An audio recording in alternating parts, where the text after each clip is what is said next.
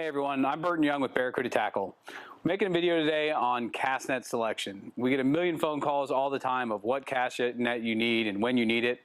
So we wanted to make a video explaining our cast nets, the mesh sizes, and what really matters to make those cast nets effective for you.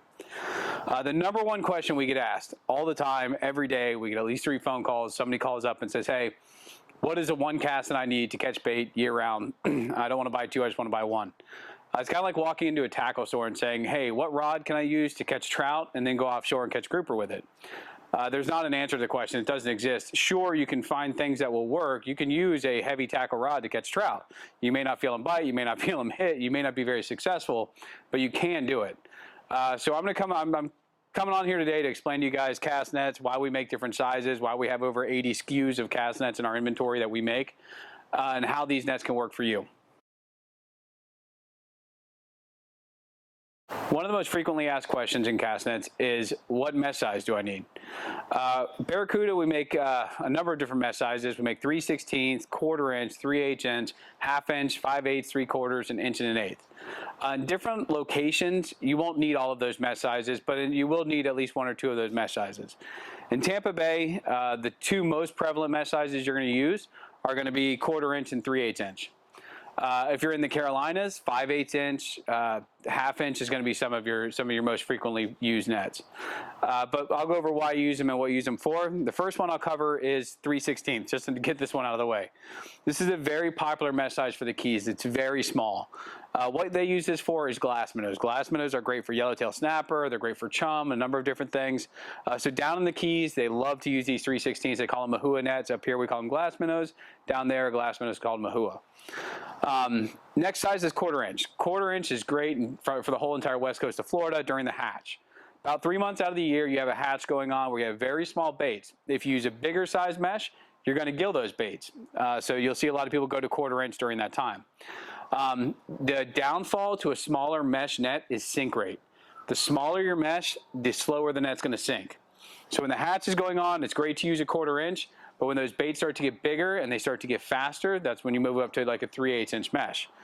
3/8 inch is your general purpose mesh. We sell most of the nets for bait that we sell are 3/8 inch mesh. It's a bigger mesh that works great for minnows, whitebait, pilchards, scaled sardines, whatever you want to call them, from 2.5 inches on up.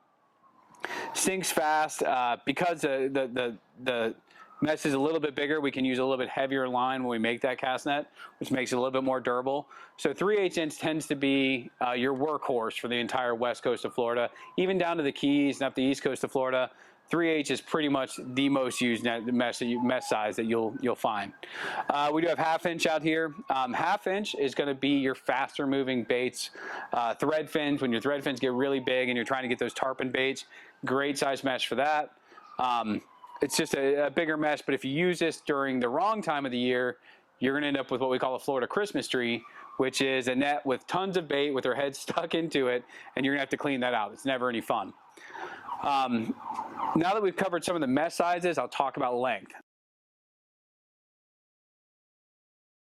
Length really comes down to personal preference and your ability to throw a cast net. I always tell people, if you're a healthy adult male, you should be able to throw a 10-foot net. There's no reason to go any smaller than 10 foot unless you're throwing in a restricted area as far as the width that your net can actually open. If you're in dock lines, if you're in creeks with a lot of branches on the bottom of it, it's a reason to go with a smaller net. But for the most part, you should be throwing a bigger net. Like I said, a healthy male should be around 10 foot. The length is going to affect a number of different things. You throw a 10-foot net. When we say 10 foot, we're talking about the radius. So the length of the net, when you pull it out of the bucket like this, is going to be 10 feet long. When you throw that net, it should open to 20 feet. That open area gives you a better chance of having success catching bait. So if you have a 20-foot area, the bait starts off in the middle. They got to swim 10 feet to get out in any direction to get out of that net and not end up in your bait well. So a 10-foot net's going to give you a 20-foot spread. A 12-foot net's going to give you a 24-foot spread. You go down to one of our 7-foot nets, you're only looking at a 14-foot spread. 7-foot net is great for smaller individuals. If you have children who are trying to learn how to throw a cast net, it's a great place to be.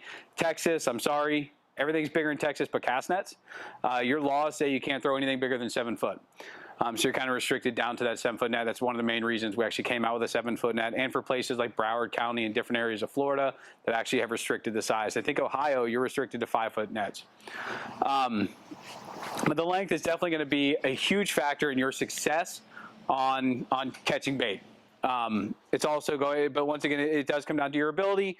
We do have a video coming out here very shortly on how to throw a cast net. This is the easiest way to throw a net with the least amount of effort. It's going to be put together by one of our captains. We're going out to actually shoot it next week. So that should be up fairly quickly, and hopefully you can watch that. You can learn how to throw a 10-foot or larger net. The next thing that's going to affect how a cast net performs for you is the amount of weight. You'll see at Barracuda we have 4 different series of nets: inshore, flats, pro, and custom. Those 4 series of nets are defined by the weight. So a flats net's going to weigh in at 0.8 pound per foot. Ultralight, longer leads. The canopy is actually designed in a dome, so it's not going to open. When I say a 10-foot net opens to 20, on a flats net it's probably going to open about 17 feet across. But what that dome does is it allows the 0.8 pound per foot, that light lead, to get to the bottom and capture the bait in shallow water very quickly. It's a great net for the flats. Less grass is going to come on your boat. You're not going to get wore out throwing it. You can throw it all day long and really never even notice it. And that's a 0.8 pound per foot. 1.25 pound per foot, what we call our inshore series. The inshore series was developed to catch those baits down to about 8 feet of water.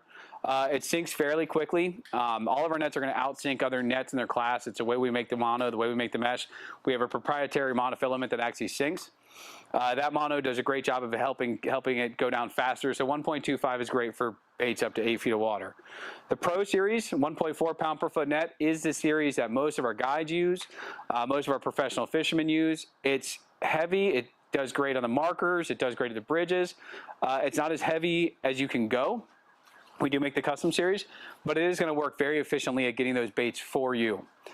The next series would be the custom, 1.6 pound per foot. It's our heaviest net. It is the limit at which a 3/8 inch mesh is going to efficiently sink. I know that's hard to explain. We do have underwater video coming out of sink rates of cast nets and what happens. But the physics of a net, if you think about it, all the lead is on the outside of the net. You have nothing but friction, mesh, monofilament in the middle. When you throw that net, the first thing that's going to try and do is close up on itself. There's a point of diminishing returns, as I call it, when you hit that 1.6 pound per foot net, where if you go any heavier, it's going to close so fast it becomes inefficient at catching bait. We have, like I said, some video coming out of 2 pound per foot nets and what they actually do. Sure, it sinks like a stone. The issue with that net is that it closes insanely fast. Typically, we found that a 12-foot net and 12 feet of water with that 2.0 pound per foot, can't say it, I'm having trouble here, guys, is going to close on itself in that same depth. So 12-foot net, 12 feet down, it's about 40% open still. So it's not actually catching bait at a deeper depth. If your bait's at 25 feet, your net's not going to be open really much at all by the time it gets down there. So there's an efficiency that goes with it. And that's why when Barracuda came on the scene about a year ago, everybody started going, wow, these nets are catching bait in deeper water. Why is that? We did underwater video. We dove with our nets as they were going down. We watched that net sink, and we figured out there's a point where if you put more lead on, if you put too much on, if your mesh is too thick, if you're using monofilament that's way too thick for the mesh itself, it's going to cause those inefficiencies. That's going to cause the net to close up on itself, which is why we have so many raving fans out there about the Barracuda, is because it does work in those deeper waters. So we've covered mesh size, we've covered the weight of the net, we've covered the length of the net. Those factors are really going to be, it's going to help you select a net. Is there a silver bullet? Can you use a heavier net in the flats? Yeah, you can. You're going to bring a ton of grass on your boat. You're going to bring a ton of dirt on your boat. You're going to wear yourself out throwing on bait that's in 2 feet of water. You don't need it. If you wanted to buy one, I guess I'd say buy the heaviest one you can possibly throw, and buy a 3/8 mesh size and just deal with the gilling and deal with the dirt and deal with the inefficiencies. Just like if you use that trout rod to catch grouper, probably going to break the rod. It might survive. It might pull them off the bottom, but it's gonna get some abuse out of it. Or if you use a grouper rod to catch trout, you're not going to feel the hits. You're not going to feel the bites. You'll get some trout to the boat. But it's going to give you some issues. It's going to give you some problems. So think about a cast net like you think about all your other tackle. If you use live bait like I do, I love live bait fishing. I love fishing artificials, don't get me wrong. But if I want to catch a lot of fish, or if I want to catch more species of fish, I'm going to use live bait. And using live bait means using a cast net, means using the right cast net for the job. If you have any questions that I haven't answered here, feel free to go to our website, barracudatackle.com. Feel free to call us up. You can reach out to us. We have a couple people who work for us who really know cast nets inside and out and can give you the right answers for what you're looking for and what you need. But yeah, stay tuned. Watch for other videos coming out. We're getting ready to launch a series called Bait University. Bait University is a 6-video series that we're putting out with a couple other supplements where it's really going to teach you how to throw the cast net, how to find that bait, how to keep the bait alive, how to fish the bait. It's a really cool series with some great captains that are putting in the time to actually do this with us. And that should be hitting, the first video should be out next week. Yeah, thanks for watching, guys. If you guys have any questions, feel free to reach out. Once again, Burton Young, Barracuda Tackle. Have a great day.